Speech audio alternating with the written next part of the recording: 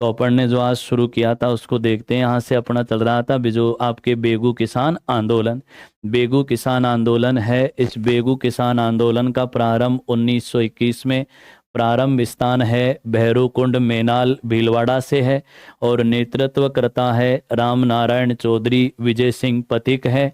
वहीं पर बात करें तो जागीरदार ठाकुर अनूप सिंह था। सर्वाधिक किसान धाकड़ जाति के। वर्तमान के अंदर बेगू चित्तौड़गढ़ में है और बेगू है वो आपके मेवाड़ रियासत का प्रथम श्रेणी का ठिकाना था ये।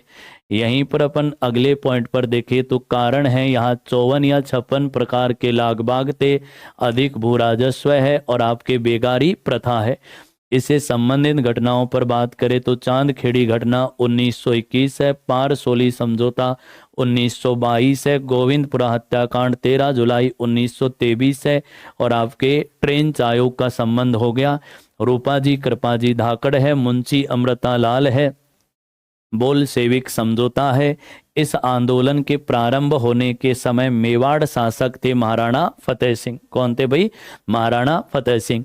अब इसको समझे तो आपके बेगू का जागीरदार है वो ठाकुर अनूप सिंह था और ये आंदोलन आपके मेनाल के भैरू कुंड से प्रारंभ हुआ 1921। नेतृत्व करता प्रारंभ में राम नारायण चौधरी। राम नारायण चौधरी के नेतृत्व मेनाल ये भैरू कुंड से 1921 में प्रारंभ होता है।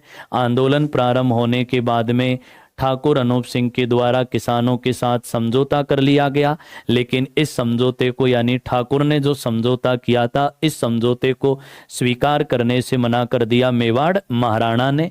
अब जिस समझौते को मेवाड़ महाराणा ने स्वीकार करने से मना किया और इसे बहुसंख्यक समझौता कहते हुए इन्होंने मानने से मना कर दिया, इस समझौते को अंग्रेज अधिकारी मेजर ट्रेंच के द्वारा बोल सेविक समझौते की संज्ञा दी गई अर्थात बोल सेविक समझौता कहा गया। तो बोल सेविक समझौते का संबंध है किससे? बेगू किसान आंदोलन से। महाराणा फतेह सिंह ठाकुर अनूप सिंह से नाराज हो गए और नाराज होकर महाराणा ने ठाकुर को उदयपुर बुलाकर इसे नजरबंद करवा दिया। इसके बाद आपके मेवाड़ सरकार के द्वारा बेगू का प्रशासक मुंशी अमृता लाल को बनाया गया। मुंशी अमृता लाल ने प्रशासक बनने के बाद में यहाँ के किसानों पर और अधिक अत्याचार व उनका शोषण करना प्रारंभ कर दिया और चांदखेड़ी घटना 1921 यानी बेगू के अंदर आपके चांदखेड़ी गांव है उसके किसानों पर के प्रशासनिक अधिकारी थे उनके द्वारा अमानवीय व्यवहार किए गए, उन्हीं को कहा जाता है आपके चांदखेड़ी घटना 1921 भाई। इसके बाद में आपके 1922 के अंदर राम नारायण चौधरी को बंदी बनाकर जहाजपुर जेल में भेज दिया गया और राम नारायण चौधरी के बंदी बनाए जाने के बाद में विजय सिंह पथिक हैं उनके द्वारा इस आंदोलन का नेतृत्व किया गया। जब विजय सिंह पथिक ने आंदोलन का नेतृत्व किया तो उसके बाद यहाँ मेवाड़ सरकार पर लगातार दबाव बढ़ने लगा, इसलिए मेवाड़ सरकार ने किसानों को संतुष्ट करने के लिए और इस आंदोलन को समाप्त करवाने के लिए उन्होंने किसानों की शिकायतों की जांच करने के लिए अंग्रेज अधिकारी मेजर ट्रेंच की अध्यक्षता में ट्रेंच आयोग का गठन किया। लेकिन ट्रेंच आयोग की शर्त थी कि ट्रेंच आयोग के समक्ष किसानों का जो पक्ष रखेगा वो बेगू का निवासी होना चाहिए। इस कारण किसानों ने इस आयोग का बहिष्कार कर दिया। आयोग ने एक तरफा जांच की और उसमें 2-4 लाख बागों को छोड़कर बाकी सबको सही ठहराया।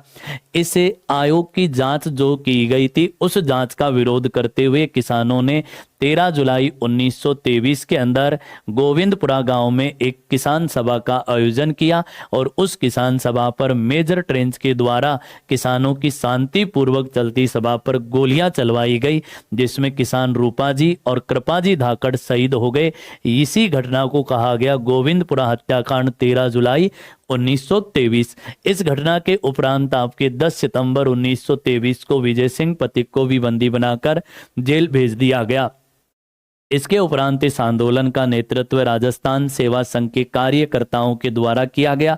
राजस्थान सेवा संघ के कार्यकर्ताओं ने इसको अपना मार्गदर्शन प्रदान किया और अंततः मेवाड़ सरकार को और ठिकाने को बेगू के किसानों के समक्ष झुकना पड़ा और 1925 या 1927 में किसानों के साथ समझौता कर लिया गया। समझौता करते हुए किसानों के 34 प्रकार के जो लाग बाग थे उनको मान लिया गया और 34 प्रकार के लाग बागों को समाप्त कर दिया गया।